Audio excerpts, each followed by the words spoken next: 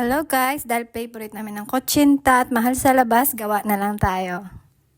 Ito na yung lutong kutsinta guys. This is my first time gumawa ng kutsinta.